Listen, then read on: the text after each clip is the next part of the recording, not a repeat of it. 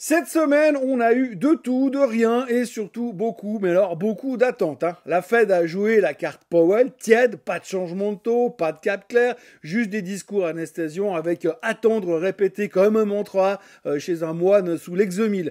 Trump, lui, continue de balancer sur Powell. Dorénavant, il le surnomme Too Late Powell et rêve de le foutre dehors s'il ne baisse pas les taux fissa. Le seul problème, c'est que ça sera pas aussi facile, on le sait, on en a déjà parlé. Mais le plus savoureux, c'est ce sommet Trump-Chine à Genève, comme si on pouvait régler une guerre commerciale à coup de fondu moitié-moitié. Personne n'a encore parlé, personne n'a encore signé, mais la photo sera jolie et ce sera sûrement le sujet du week-end.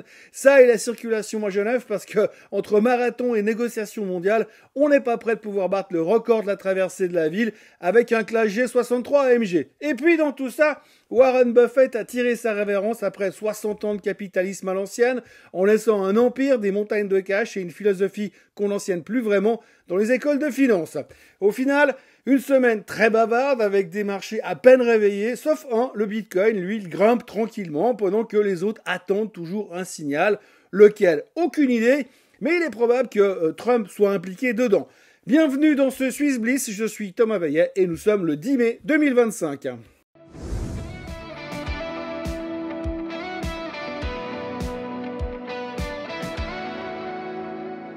Alors avant toute chose, ce que vous allez entendre et voir dans cette vidéo n'est pas un conseil financier, c'est mon avis, mon analyse et parfois mon humeur du jour. Par contre, si vous voulez comprendre la bourse, là, vous êtes au bon endroit. On commence avec notre bon vieux Jérôme Powell qui a prononcé le mot « attendre » 27 fois dans sa conférence de presse. Oui, 27 fois. Et pour le coup, c'est raccord. La Fed a gardé les taux inchangés et Powell a passé le meeting et a expliqué qu'il fallait attendre. Attendre que la guerre commerciale se calme, attendre que l'inflation soit mieux comprise, attendre des données sur l'emploi. Bref, on attend, mais sans dire ce qu'on attend vraiment. Mais on attend. Et pendant que Powell temporise, Donald Trump, lui, met la pression sur Truth Social, le traitant de Too Late Powell, laissant planer la possibilité d'un éventuel licenciement de le retour, ce qui semble surtout être un fantasme journalistique pour le moment. Ambiance de fin de mandat, bien installée à la Fed dans tous les cas, jusqu'en mai 2026, ça va être très très long. Le marché, lui, continue de parier sur 3 baisses de taux d'ici décembre, mais vu le merdier géopolitique actuel, autant demander à une girouette de faire des prévisions météo fiables pour le 14 décembre 2027. Côté tension sino-américaine, Genève est devenue le centre névralgique de la diplomatie improvisée mondiale. Trump a envoyé ses émissaires, Bessent et Greer, pour discuter avec les Chinois. Et surprise, Pékin a fait le déplacement avec sa garde rapprochée, dont le ministre de la Sécurité publique, histoire de bien montrer que les enjeux dépassent largement la taxe sur les friteuses et les voitures électriques. Au programme, des discussions sur les droits de douane avec une potentielle baisse de 80%, voire 34%, et si la Chine fait des efforts sur le fentanyl. Oui, le deal commercial passe dorénavant par la lutte contre les opioïdes. Tout est logique, ne cherchez pas, c'est la logique de Trump. On comprendra sûrement plus tard, ou pas, ou jamais. La Chine, de son côté, menace avec son quasi-monopole sur les terres rares. Tu veux du néodyme pour ta bagnole électrique? Faudra être gentil. On les voit venir gros comme une maison. Donald Trump a entrouvert la porte à une baisse des tarifs douaniers sur la Chine de 145% à 80%. Et c'est une avancée symbolique à la veille des négociations à Genève. Officiellement, rien ne sera annoncé avant la fin des discussions, mais le ton a changé. Trump donne carte blanche à ses équipes. Le hic, à 80%, le commerce ne redémarre pas vraiment. Les analystes estiment que le seuil critique est sous les 60%. Pendant ce temps, les exportations chinoises vers les USA se sont effondrées de 21% en avril, mais Pékin compense avec l'Asie, l'Afrique et l'Amérique latine. Le plan côté US ramenait les tarifs vers 50-54%, voire 25% pour certains pays voisins. Wall Street, elle, frémit à l'idée d'une détente, car pour les géants comme Apple, Walmart, Tesla ou Nike, tout échec de ces discussions pourrait faire très mal à la marge, et pendant ces temps, les premiers cargos avec 145% de taxes sont arrivés dans les ports américains. On se demande qui va acheter ce qu'il y a à l'intérieur. Pendant ce temps, c'est God Save the Queen au UK. Le Royaume-Uni joue sa carte solo et annonce un deal commercial avec les États-Unis, vous l'avez vu cette semaine. Rien de révolutionnaire, mais assez pour redonner un coup de fouet à la bourse de Londres. Et les secteurs auto, pharma et métaux trinquent à cette avancée pendant que la Banque d'Angleterre baisse ses taux pour soutenir l'effort. Est-ce que ce deal va vraiment changer la donne? Pas vraiment, mais ça fait joli sur les communiqués de presse et ça donne au marché l'illusion qu'on avance, même si c'est à reculons, avec une jambe en mousse. Et puis cette semaine, c'est la page d'histoire qui s'est tournée. Warren Buffett a passé la main. À 94 ans, l'oracle d'Omaha quitte la direction opérationnelle de Berkshire Hathaway. C'est Greg Abel, son discret successeur canadien, qui prend le relais en janvier 2026. Buffett reste président, bien sûr, mais l'annonce a été faite dans le plus grand style buffettien, humilité, clarté et standing ovation de 2 minutes. Le bonhomme laisse derrière lui un rendement de quasiment 20% par an sur 60 ans, une stratégie basée sur la patience, l'éthique et un usage intelligent du flot des assurances. Bref, le capitalisme dans sa version la plus propre, ou presque. Le marché s'interroge maintenant, Greg Abel saura-t-il perpétuer l'esprit Berkshire ? Pas sûr qu'il ait le même charisme ou les mêmes punchlines, mais l'édifice tient et avec plus de 347 milliards de cash en réserve, on peut dire que Buffett laisse les clés d'une Formule 1 plein d'essence avec le DRS ouvert. Côté marché suisse, la semaine a été molle. Le SMI a tourné autour des 12 100 points sans conviction. La macro suisse est en mode grisaille, inflation stagnante, franc fort, prix du pétrole en baisse et même un risque de déflation selon le COF qu'il a annoncé cette semaine. Ajoutez à ça un marché du travail qui montre des signes de fatigue, des consommateurs moins confiants et tu obtiens une économie qui respire encore mais qui n'a clairement pas envie de courir le marathon de Genève ce week-end. Côté géopolitique, la Suisse essaye de gratter un accord avec les US, histoire de pas rester sur la touche. Pas sûr que ça aboutisse, mais au moins on fait semblant de jouer dans la cour des grands. Une chose est certaine, on ne sera pas embêté avec les exportations de notre production automobile. Et pendant que les indices jouent à cache-cache avec les nerfs des investisseurs, Bitcoin continue de grimper. Pourquoi? Parce que quand tout le monde doute des banques centrales, des dettes, des gouvernements et même du sens de la vie économique, on se réfugie dans la spéculation ultime. Le Bitcoin, c'est devenu le baromètre de la défiance et cette semaine, il dit clairement « Je ne crois plus personne, donc je monte tout seul ». Cette semaine, on aura donc eu des annonces, des espoirs, des figures mythiques qui s'effacent et des réunions à Genève qui se préparent. Mais sur les marchés, pas grand-chose n'a bougé. Les indices font quasiment du surplace. Les discours se répètent et les investisseurs attendent désespérément un signal clair qui ne vient pas. Pour l'instant, la seule chose qui semble en forme, c'est l'incertitude et le Bitcoin, bien sûr, parce que dans ce monde flou, c'est peut-être le flou qui paye. Et on attaque donc les performances de la semaine. Donc comme je viens de vous le dire, le Bitcoin, oui, il prend 7,65% sur la semaine. Le pétrole reprend 4,68% après des peurs de récession la semaine dernière, en début de semaine dernière. L'or continue de remonter à 3,10% de performance sur la semaine. Et puis vous voyez autrement le reste, Shanghai plus 1,92% à l'aube des négociations, on attend quand même beaucoup. Le DAX qui comme d'habitude grappille encore un peu de terrain, plus 1,8%. Et puis alors derrière les semi-conducteurs qui sont en plein délire avec 1,58% sur la semaine. Et puis derrière vous voyez le Dow Jones moins 0,16%, le S&P moins 0,47%, le SMI, moins 1,55%. Merci Roche, on va y revenir tout à l'heure. Et le CAC 40 qui finit quasiment inchangé sur la semaine. En gros, une semaine, bof, bof, bof et bof. Sur les perfs du SMI, vous voyez que là aussi, il n'y a pas grand chose à dire. Logitech qui retrouve des couleurs après sa semaine de résultats. Rush qui se fait démonter, je vais y revenir tout à l'heure. Lonza qui a publié ses chiffres et qui est plutôt optimiste sur l'avenir, qui perd quand même 2,5%. On va y revenir aussi.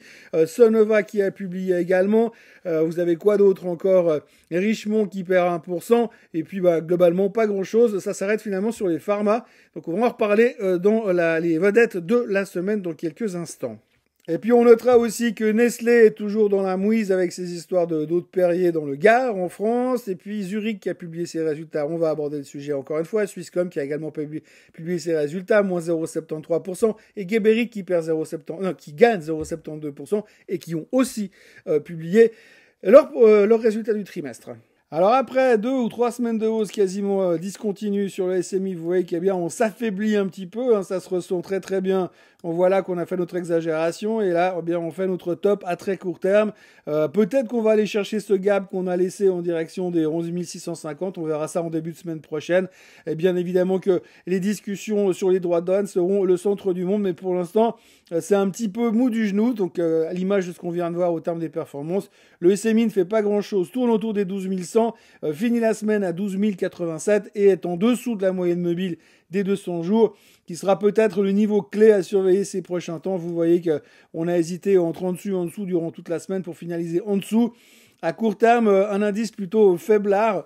mais pas non plus de quoi paniquer plus que tant sur la Suisse dans l'immédiat. Comme vous le voyez sur les États-Unis, eh bien c'est pas forcément mieux que sur la Suisse. Pour l'instant, eh bien on s'emmerde, on va dire profondément sur les indices. Là, vous voyez qu'on oscille entre 5600 sur le S&P 500 et 5700, un mini range.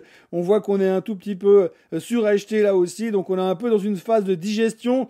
Il faut quand même bien comprendre que depuis le mois d'avril, au début du mois d'avril, on a récupéré tout ce chemin-là. Donc c'est normal qu'on fasse en tout cas une pause à haute altitude, soit pour essayer de reconstruire et casser finalement, repartir en direction des plus hauts historiques, soit d'hésiter. Autant vous dire, bien sûr, que dans l'immédiat, le juge de paix, c'est les tarifs douaniers. What a surprise, je suis un visionnaire, c'est vraiment extrêmement impressionnant. Le Nasdaq, pareil, vous voyez, là on bute sur la moyenne mobile des 200 jours pour l'instant. Là aussi, on est en phase de surachat, donc là aussi on va hésiter. Là aussi on a laissé un petit peu de place pour revenir en direction des 19 500, donc affaire à suivre ces prochaines heures. La plupart des semi-conducteurs ont publié leurs résultats pour l'instant, on s'en sort pas trop mal et on a beaucoup d'espoir au niveau des tarifs douaniers, malgré le fait que les indicateurs sont un peu surachetés. Ben nous on continue à être plutôt dans la tendance haussière, c'est un des seuls indices qui terminait en hausse cette semaine, c'est bien, on est toujours dans notre grand range qu'on a ici sur le SOX, donc ça c'est plutôt rassurant. Évidemment que la grande réponse qu'on aura au niveau des semi-conducteurs, c'est Nvidia qui publieront leurs résultats le 28 mai. Le DAX qui est au plus haut de tous les temps et qui ont un nouveau gouvernement en train de se mettre en place, donc on attend avec impatience les milliards et les milliards et les milliards d'investissements qui vont mettre en activité ces prochains temps en Allemagne. Il n'y a pas grand chose à dire au niveau du graphique, le marché est super puissant en ce moment. Vous voyez que on n'est pas de beaucoup en dessus, mais on est en dessus. On a laissé des trous un peu partout, donc ça c'est pas forcément une très très bonne nouvelle. Mais on est vraiment dans un marché qui est complètement emballé. Et effectivement, après l'élection du nouveau chancelier allemand, on attend beaucoup de ces nouveaux plans d'investissement. Alors moi, la seule chose qui me fait un tout petit peu peur sur l'Allemagne, et je le dis ici, sans qu'on voie mon visage, parce que je suis caché derrière un chart, aujourd'hui, j'ai un peu l'impression que on est en train d'anticiper beaucoup de choses, et que s'il y a la moindre déception au niveau de ces investissements dans l'armement et dans l'infrastructure, ça risque de faire un tout petit peu bizarre sur le DAX. Les Français qui étaient en plus absents le 8 mai, puis qu'ils ont tous fait le pont le vendredi 9 mai, donc autant vous dire qu'il n'y a pas eu grand-chose. D'ailleurs, ça se ressent, on est quasiment inchangé sur le CAC sur la semaine. On est au-dessus de la moyenne mobile des 200 jours, donc c'est plutôt pas mal. Par contre, on est juste en train de se bagarrer avec la moyenne des 50 à suivre de nouveau. Là aussi, vous voyez, on est un peu suracheté. Donc voilà, on sent que la semaine prochaine sera vraiment très importante. Et comme d'habitude, on va se dire qu'on attend une semaine super importante qui pourrait éventuellement peut-être tout changer. Et vous avez le pétrole sous les yeux, donc on a fait notre double bottom sur le baril. Pour l'instant, malgré les nouvelles hausses de production de l'OPEP, eh bien le baril remonte. Les tensions géopolitiques font aussi que. Et puis on se dit que si jamais il y a un accord qui se signe ces prochains temps sur la Chine, eh bien forcément la réouverture des exports et des importations vont faire qu'on va demander plus de barils, plus de pétrole, plus d'essence, plus d'énergie. Donc résultat, ça pourrait repartir à la hausse. C'est un petit peu la réaction technique à très court terme sur le WTI. L'or qui, on va dire, qui consolide à haute altitude, hein, qui est en hausse sur la semaine, qui a récupéré un peu de son trou de la semaine dernière. De toute façon, pour l'or, tout le monde est archi convaincu qu'on va aller au-dessus des 3500. Donc là, on est dans ce range latéral pour l'instant. Donc plutôt acheteur sur les bas du range, plutôt vendeur sur les hauts du range pour ceux qui veulent faire du trading. Sur le moyen long terme, effectivement, il y a une conviction assez inouïe qu'il n'y a pas d'autre direction à espérer sur l'or que la hausse en direction des 4000.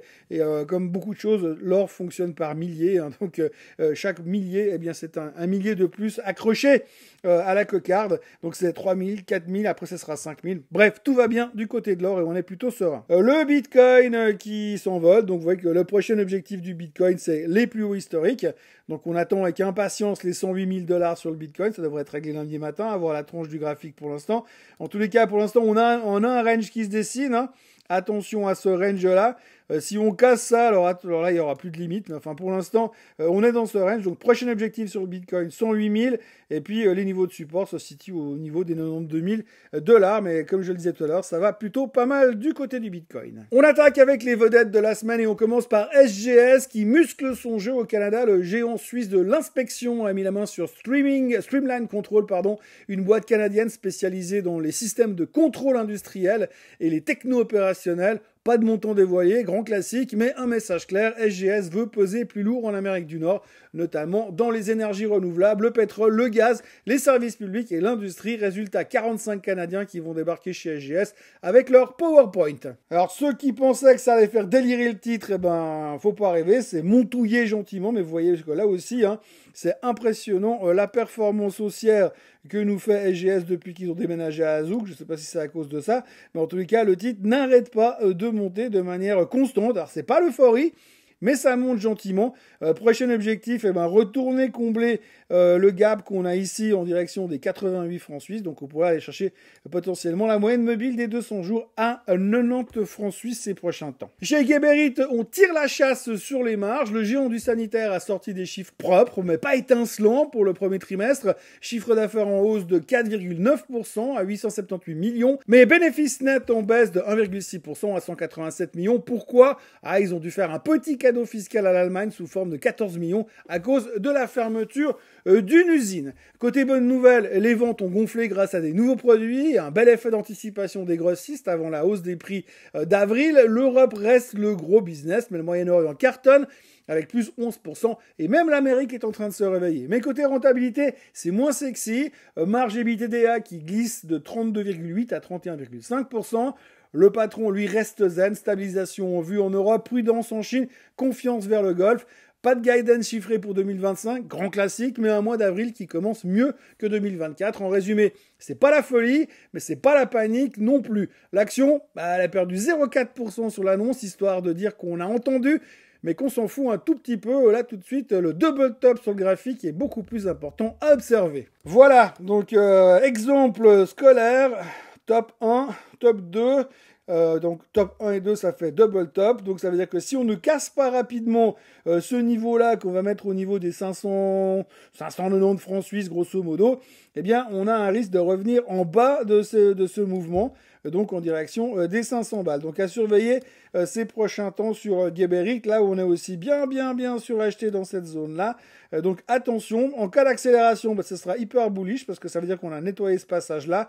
En revanche, si ce n'est pas le cas, attention à une correction éventuelle. Swisscom a boosté ses chiffres grâce à l'acquisition de Vodafone Italia, plus 39,3% de chiffre d'affaires à 3,76 milliards, mais uniquement grâce au rachat.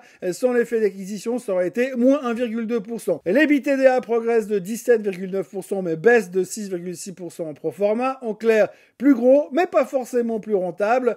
Pour 2025, Swisscom vise 15 à 15,2 milliards de chiffre d'affaires, 5 milliards d'EBITDA et 3,2 milliards d'investissements. Et si tout roule, dividende en hausse prévu de 22 à 26 francs suisses par action.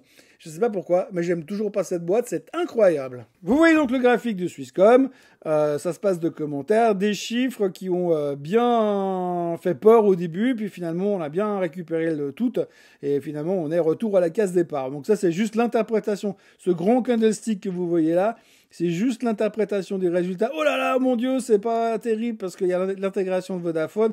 Ah bah non, finalement on s'en sort pas trop mal. Ouais, il faut augmenter le dividende, ok, c'est cool, ouais. Pas grand chose à dire sur le chart. Là, l'un dans l'autre, ça reste une boîte qui est super intéressante pour le dividende. Mais vous voyez que là, ça va un petit peu mieux et on pourrait espérer un retour en direction des 570. Mais franchement, qu'est-ce que c'est ennuyeux, c'est hallucinant. Zurich Assurance démarre l'année sur des bonnes bases, malgré quelques doutes. Le géant de l'assurance suisse annonce des primes en hausse de 5% à 13,3 milliards, tirés par des hausses tarifaires et de plus 18% dans l'assurance vie grâce à un carton en Espagne. Mais les incendies de Los Angeles ont laissé quand même quelques traces, 200 millions de dollars de charges avant impôt, sans faire vaciller non plus la confiance de la direction, puisque le CFO se dit en confiance absolue pour atteindre les objectifs 2025-2027, mieux que la météo, plus 9% de bénéfices par action par année et des dividendes toujours bien dodus, on va dire, grâce à 19 milliards de cash visés sur 3 ans. Le marché un peu moins enthousiaste, le titre était un petit peu en baisse après la publication des chiffres. refroidi un peu par l'exposition US et un dollar qui est faible, bien sûr. En résumé, solide dans les chiffres, mais un tout petit peu fumant sur la perception. Vous voyez, interprétation des résultats jeudi matin, bam bam bam, ça baisse un petit peu. Pas grand chose à dire au niveau du graphique pour l'instant. On surveillera les 540 de toute façon parce que c'est la moyenne mobile des 200 jours. Pour l'instant, j'ai l'impression qu'il n'y a pas grand-chose à dire. On a vu quelques corrections au niveau des recommandations des analystes qui se sont empressés de modifier un peu leur price target. Donc ça devrait bouger un petit peu autour de tout ça et on verra comment on va digérer les résultats la semaine prochaine. Mais voilà, il n'y a pas grand-chose à dire pour le moment. Petite déception, c'est qu'on n'est pas retourné chercher les plus hauts historiques à 620. Donc là, on est plutôt en train de se dire, est-ce que on n'est pas un peu trop cher et puis que l'effondrement du dollar ne poserait pas un peu des problèmes. Mais de nouveau, en fonction de ce qui va se passer ces prochains jours au niveau des droits de douane, tout est possible. Adecco a limité la casse et ça suffit pour faire grimper le titre. Le géant du temporaire affiche un chiffre d'affaires en hausse de 2,5% à 5,57 milliards et c'est un bénéfice net en chute de 20% à 60 millions. Oui, c'est moche. Mais c'est moins moche que prévu. Le cœur de métier recule, surtout en France, mais l'Asie-Pacifique cartonne, l'ingénierie et le recrutement de cadres piquent du nez, et la marge EBITDA tombe à 2,4%. Mais surprise, la perf est sauvée par un versement exceptionnel de 22 millions de la joint venture chinoise Fesco, alors que d'habitude c'est 5 millions. Sans ça, le consensus aurait été raté. La direction parle d'annonce de reprise, les analystes saluent la discipline sur les coûts et le marché achète l'histoire. Résultat, plus 11,7% pour l'action lors de la séance de jeudi. Comme quoi, parfois, moins pire, c'est suffisant. Que vous dire à propos du graphique ? Rien, ce machin, ça ressemble à rien. J'ai jamais rien compris à cette boîte non plus. On consolidait depuis longtemps autour des 20 balles. La situation moins pire la fait remonter. Il faudra juste espérer que ça continue, mais j'ai pas l'impression que pour l'instant, il y a le moindre trend qui se dessine. Parlons maintenant un petit peu de Roche. Les marchés tiennent, mais Roche s'effondre et pourtant, il n'y a pas que des mauvaises nouvelles autour de ça. Alors, pourquoi est-ce que Roche se fait démonter la semaine dernière ? Sur le papier, ils ont coché toutes les bonnes cases sur la semaine. Déjà, le géant suisse a concrétisé son accord avec Zealand Pharma pour un traitement prometteur contre l'obésité. Ça s'appelle le Petrelintide. Ouais, ça ressemble à un Pokémon, mais c'est du sérieux.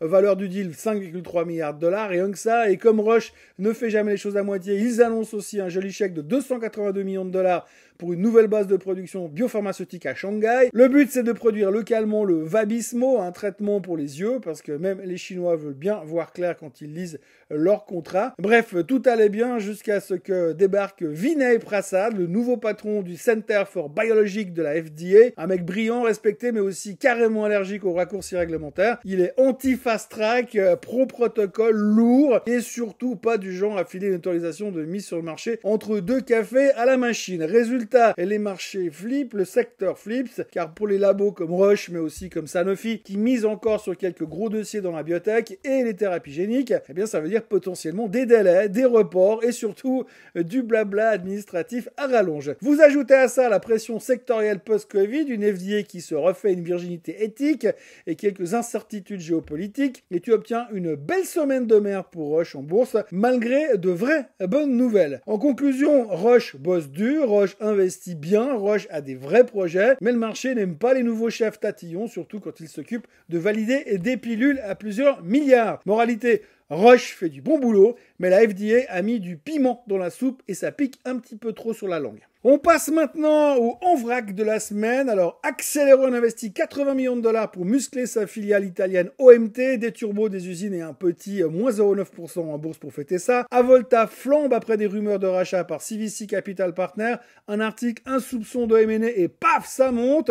Oerlikon plus 20% quasiment qui font grand ménage. Elle refourgue ses machines textiles à Ritter et se reconvertit officiellement en spécialiste du revêtement. Arista, le roi de la baguette industrielle, voit plus grand pour 2028 et promet plus de sous aux actionnaires, du pain, du beurre et des dividendes. Software One fusionne presque complètement avec Crayon, 91,6% des parts, encore un effort et on pourra refermer le couvercle avec le norvégien. Duck Morris lève 200 millions de francs suisses, 3 actions nouvelles à 5,75 pour une ancienne, de quoi financer la croissance et rembourser une obligation à 95 millions de francs suisses. La souscription est du 13 au 21 mai, règlement lancement le 26 mai. Reste à voir si les investisseurs vont digérer la pilule. Leonteq taille dans la hiérarchie, comité de direction réduit de 7 à 5 pour accélérer les décisions, moins de monde, plus de café pour les autres. Montana Aerospace décolle fort, plus 15,1% de ventes, bénéfice net presque doublé, deux moteurs plein gaz. Valiant rame un peu, T1 positif, hypothèque à plat, mais un petit 3,2% de bénéfice net, c'est pas fou, mais c'est pas mort non plus. Soneva vend plus d'appareils auditifs, mais gagne moins. Le boss Kaldowski quitte le navire, mais on augmente quand même le dividende. Bruit sourd, avec un petit sifflement, mais pas de panique. Lonza reste confiant pour 2025, plus 5% de croissance attendue, marge à 25% visée, rien d'explosif, mais la machine tourne. Et puis Georg Fischer rachète l'allemand VAG Group, spécialiste des vannes pour l'eau, 200 millions de francs suisses pour que ça coule de source. En conclusion, la saison des résultats américains touche à sa fin, 90% du S&P 500 a déjà vidé son sac, mais quelques poids lourds comme Walmart, Alibaba ou Cisco ou encore Allianz peuvent encore faire quelques vagues. Côté macro, la semaine s'annonce chargée comme une mule, inflation US mardi, PIB UK jeudi, sans oublier Powell qui reprendra le micro sans doute pour dire qu'il attend de voir. Et puis vendredi, le Japon sort sa croissance pendant que les Américains nous diront s'ils ont encore confiance en l'avenir ou s'ils sont en train de stocker des boîtes de conserve et des six-packs de flotte dans leur cave. Et puis vous savez quoi? On va parler droit de douane avec le bilan du sommet de Genève de bleu. Bref, on range pas encore les casques parce que ça pourrait encore un peu secouer la semaine prochaine. Passez un excellent week-end. N'oubliez pas de vous abonner à la chaîne Swissquote en français, de liker, de commenter, de partager. Et on se retrouve mercredi pour un nouveau Swiss Bliss parce que moi j'ai pris congé pour cause d'anniversaire. D'ailleurs merci pour tous les messages sur la vidéo d'hier. Et là je suis aussi certain que comme je suis pas là, le marché va encore se faire secouer et que je vais devoir sortir une vidéo en catastrophe avec des confettis dans les cheveux et une bouteille de champ à la main. Donc allez, en théorie, excellent week-end, à mercredi, profitez bien et à tout bientôt. Bye bye.